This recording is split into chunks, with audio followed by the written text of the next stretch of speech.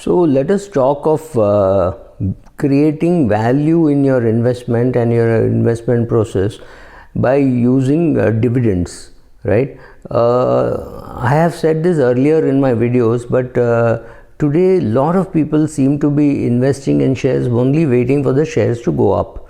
That's fine, that is exactly what you should be doing, but largely investment in the 1980s and even in the 90s for people like me would be to look for dividends and look for dividend yields, and dividend yields used to be very attractive. There are companies where the dividend yield on equity was almost equal to the fixed deposit rate which they were paying. So of course it was a time of high inflation, but it takes a long time for the market to discover the value of a company. Till then it becomes a good dividend yield story. All your so-called growth companies now, HDFC Limited, Apollo Hospital, Cholamandalam, NBFCs, all the NBFCs used to be good dividend yield companies, but today they are no longer dividend yield companies, right? They are into high growth. So having said that, the question is, what all do you need to do to become a good value investor who is looking at dividends? So I'm not making the distinction very tightly between value investing and dividend investing, though of course the big difference is in value you can get into a trap. You can see the value, you can buy it, and you find that the company is not responding at all. If you remember Graham's book, he talks about looking at companies with a long track record, and there's one oil pipeline company, I don't remember the name, which he bought. He thought it was undervalued, so he then went and badgered the company. He pushed and pushed and pushed, got higher dividends, and I think he doubled his money in 3 years, which must have been a very good return in those days when returns were not so high after all, right? So similarly, what can you do? What are the steps that you should do? First, you should know what is your investment goal. At the age of 30, your goal should be to build a retirement portfolio based on dividend.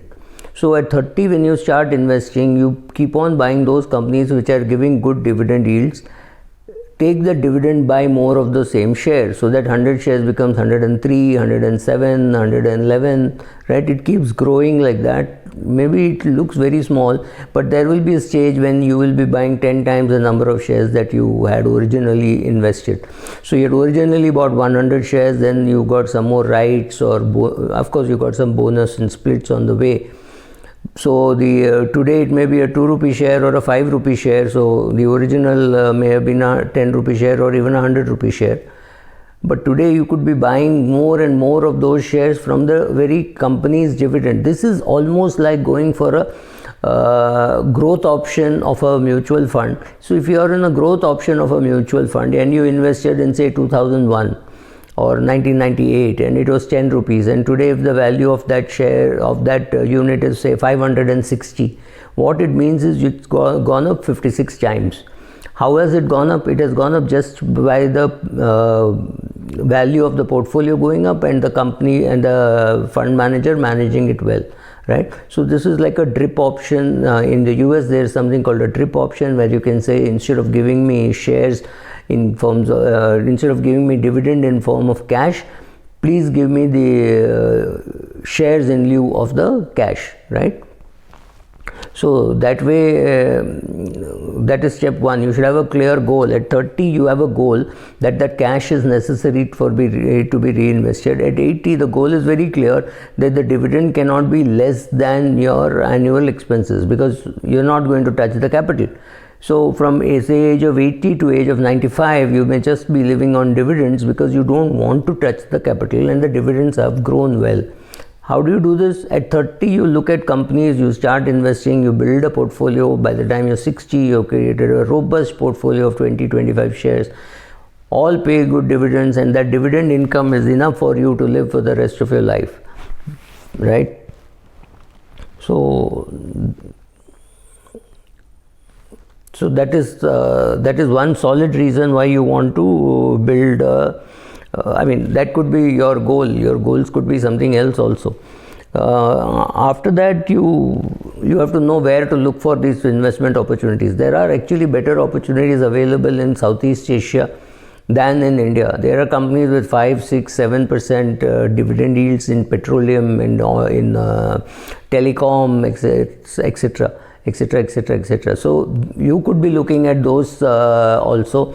There are mutual funds which are likely to do say a dividend yield portfolio with international stocks, right? So you could pick up something like that if you are not picking up specific stocks. Picking up specific stocks in an international market seems to be very difficult because there are 2-3 risks. One is you do not know why the yield is so attractive, right? So you don't know. But some markets yields are attractive. So there, then putting the money there, making sure that the currency is not too bad and being able to bring your money back when you need it. Then you have to worry about the tax there, withholding tax, the estate duty.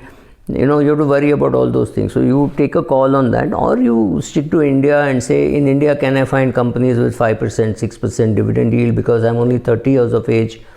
I know going forward the yield will improve because the dividends will go up. That's another way of building your portfolio. Both are not wrong, both are not exclusive. You can't say, I will do this, I will not do that. That is not necessary. Is there any particular timing when you should be buying the dividend stocks? Yes, there is, because these shares rarely change price when it goes ex-dividend. So if it's going to pay a dividend, you're better off buying it before the dividend is paid rather than later on, because you will end up selling it at more or less the same price at which you bought and the dividend comes to you free.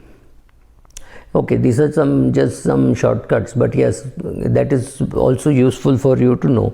Then you have to be able to, when you're young, you have to build also companies which are likely to increase the dividend over the next few years. So you may buy a share, like say if you buy a Vodafone today, there is no way how it can pay a dividend. I mean Vodafone Idea. Now, fairly obvious that the company will do well, it will earn income and all that, but dividends are very, very tough, almost impossible, because of huge amount of debt. Financially they're a mess. They will have to raise money to run the business. They will have to raise money for the people to feel confident that they are seriously in the business, right? After that, there could be some chance of a dividend, but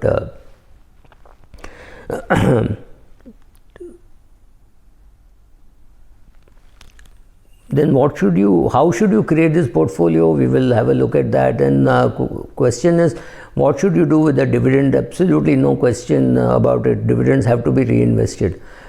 Dividends were tax-free till today, which means it was being taxed only in the hands of the corporate. In India today, you will have to pay tax. There could be some TDS if the dividend is more than 5,000. Of course, today the dividend, the tax, withholding tax, let's call it, is about 7.5%, but it is very likely to revert to 10% as soon as this pandemic is somewhere near its end, right? So manage your portfolio, reinvest the dividend and keep growing it. That's exactly how you will create a retirement oriented dividend value portfolio. Thank you.